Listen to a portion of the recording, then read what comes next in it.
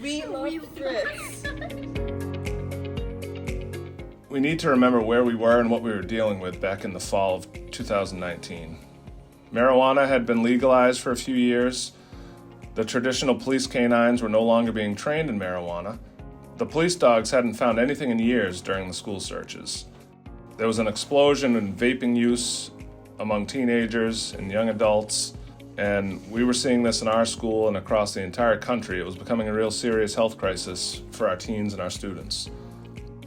So we identified vaping and the use of marijuana as our biggest issue. We weren't really seeing the hard drugs like the opiates, the oxys, the perks, the heroin, the crack, the meth. We weren't seeing that in our schools. So we looked into getting a dog that could detect marijuana and the nicotine vapes. And with the support of school administration, the superintendent, also the chief of police, they recognized the value of this program. And with the incredible generosity from the community, we were able to make it happen.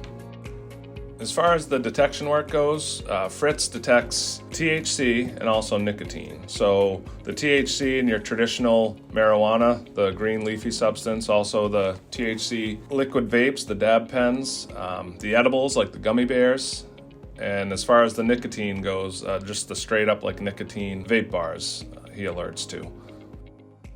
You know, a dog's nose has 300 million scent receptors. Humans only have about 5. So I always give the example to the kids when I'm doing demonstrations. You know, when you walk into a room and somebody has made an apple pie, as humans, we smell the apple pie. Say, oh, great, somebody made apple pie. A dog walks into that same room and they break down each single ingredient, like the apple, the sugar, the flour, the cinnamon, the salt, the nutmeg. They could even smell the person that was in there 6 hours earlier making the pie. Doctors say their noses are about 100,000 times more sensitive than the humans. During the searches over the years, Fritz has alerted on many backpacks, bags, pocketbooks, vehicles, which have resulted in the school administration finding marijuana, nicotine vapes, THC vapes, even some alcohol and weapons. So Fritz is what they call a passive alert dog. When he detects the nicotine or the marijuana, he will either sit or lay down to show me that he's found it.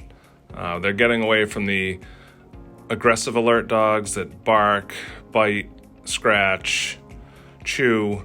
Obviously, that's an issue with destruction of evidence, a safety issue in case they ever ingested fentanyl or other dangerous substances.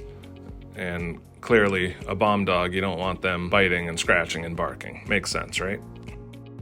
So if you get caught with these vapes, the consequences are more school discipline, not so much criminal.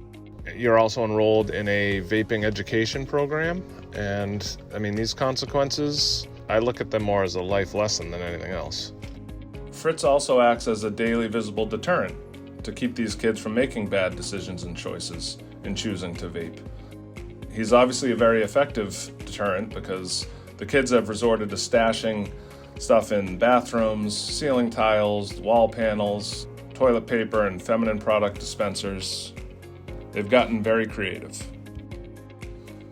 So comfort dogs, another benefit, you know, Monomoy was way ahead of the curve on these comfort dogs and the benefits of having them in school.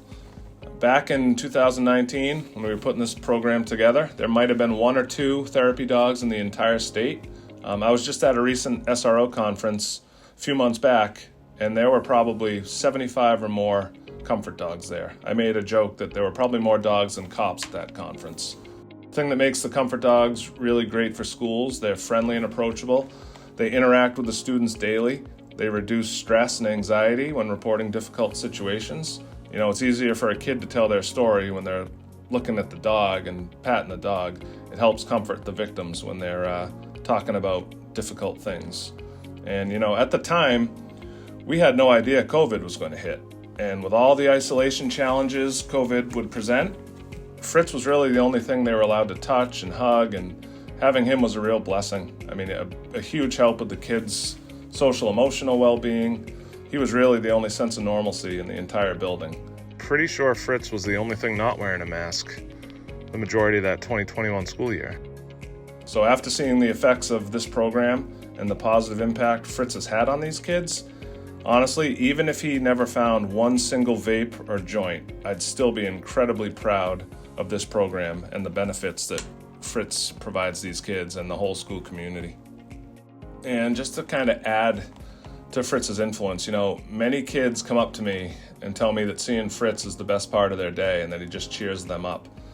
For kids struggling in school, dealing with depression, anxiety, regular visits with Fritz have actually been built into students' IEPs, and these are usually requested by parents, the school nurse, guidance, and even for kids that just don't want to go to class. They know if they go to class, they get a little treat, a reward of getting a visit with Fritz, so it's kind of a motivator for them as well. Most of these kids have no idea what kind of dog Fritz is. He's a German short-haired pointer, but most of them think he's a black lab or a Dalmatian. It's funny, a student in the special ed program calls him the 102nd Dalmatian. And I gotta tell you, he had a recent birthday, and there were so many gifts and cards and treats and cookies and toys. The table in my office looked like a PetSmart display. And I don't even think the kids remember what my name is anymore. I've just kind of become that guy with Fritz, so we always kind of joke around about that.